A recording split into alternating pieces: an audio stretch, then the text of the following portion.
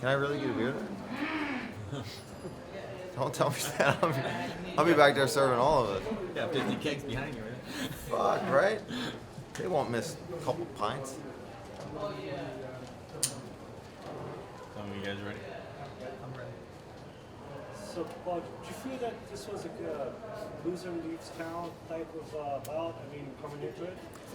You know, I did think that mentally to prepare myself for this fight. Whenever you're coming off of a couple losses, whether they're super competitive and whether they're with top 10 opponents, it doesn't matter. You've got to always kind of feel like your back's up against the wall when you're coming off 2 losses in a row in the UFC. It's the biggest organization there is, the top of the top. So if you're not winning fights, why are you here? You know, they don't keep around too many guys that are just stepping stones. They want competitive fights. So I came into it. But in hindsight, you know, the way Darren fought, I'd hate to see anybody get their walking papers off of that. I mean, the only difference, I guess, is, you know, for me it would have been maybe a third decision, tough loss, and maybe even another close to fight of the night type material. Whereas, you know, if you get finished 3 times in a row, I think it might be you have to fight a little harder to keep your job. But I hope he doesn't have to get released, because he busted me up pretty good for a little while. Some of the play-by-play guys had him winning going into the third. Now, did your corner help you, or did you feel like there was an urgency there? Absolutely. You know, I told my corner coming into this one, don't sugarcoat me. Tell me. And all they said was, you have to go, not only win this round, but go for the finish. They thought maybe I had one of the rounds. I was on top for a while, but he flipped it and switched it, and I had a weird inverted triangle. I didn't know what was going on, because up until that point I had gotten tagged up quite a bit. So I knew I was going for the finish. Once I had him, I got the takedown. I felt, got to get it finished. So it doesn't matter who was ahead on the scorecards, because I got the W. Can you talk about the training that prepared you for this? I mean, obviously you got wrestling and your great jiu-jitsu. Just talk about the guys and coaches you work with that For sure. created this. Yeah, we did a lot of scrambling, a lot of ground and pound work with obviously my head coach Daniel Gracie, my wrestling coach Jafari Veneer came in, stayed in Philly with me. Obviously I still train up at the ranch too, but did a lot of it at my home base, Henzo Gracie Philly in Philadelphia, with my grappling teammates. You know, these guys are all better grapplers than me. They're all better everywhere on the ground. You know, I'm just better at striking. So most of this camp was spent scrambling and setting up my punches to takedowns and getting out of bottom position, ending up on top, and looking for that back, looking for his back. We knew that was kind of a weakness maybe for him. And I mean, every Thursday, that's all we did. We took out an entire day of big glove sparring. Screw that anymore. That's not how fights go. We don't sit there and trade back and forth. You see what happens if you do that. You get mangled. So we did one hard sparring day, and then one day it was nothing but up and down for an hour-long MMA class. Did a lot more of that with my team. At what point did you sense, how tired he was and that you were going to go for the sub? Second round, I felt it. I felt tired, but then I rebounded, and I was bouncing around in the corner, and I saw him still kind of give one of those to get off of the stool, and I was like, man, I need to just keep on him. I recovered from the liver shot at that point. That was my only concern. At the end of that second round, right, is that when he dropped me with the liver shot, and I was trying to elbow off my back, but the whole time I kept thinking, just got to get to the third round. I couldn't even breathe, and I felt him just again in the clinch. His punches had nothing on them, and I was like, the double leg's going to be there, and he doesn't have the gas for a guillotine. So that's when I went for it and just dumped him.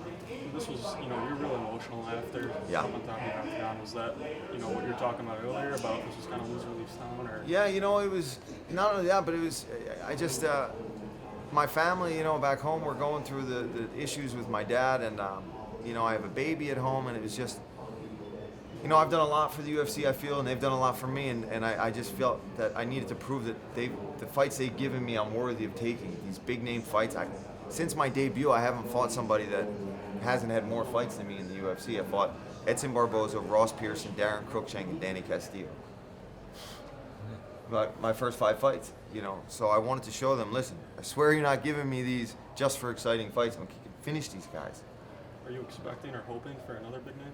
Yeah, of course, always. We'll see what they say. We'll take some time. I'm not going to rush into it. I want to go see 2 of my friends are fighting in Pittsburgh, Cowboy and another friend of mine, Jonathan. So I want to just take the time, go support them, help them train, and drink beer. What was the reason for kind of moving your training camp back to Philly? Was it just financial? You know, or- no, it wasn't really anything. I think what a lot of people forget is I think since I got into the UFC, since me and Cowboy are so tight, that everybody assumes that I do almost all my camps at Jackson's, and really I do the majority of my training in Philadelphia, and I go and do maybe two weeks to a month, maybe a little more than a month, depending on who I'm fighting, what I'm training for. This fight in particular, it made more sense to stay home with my jiu-jitsu training partners. I had a lot of guys Darren's size with his skill set, spinning, big overhand rights and stuff like that. So really that's it. And having the baby at home, it helps just to see my family.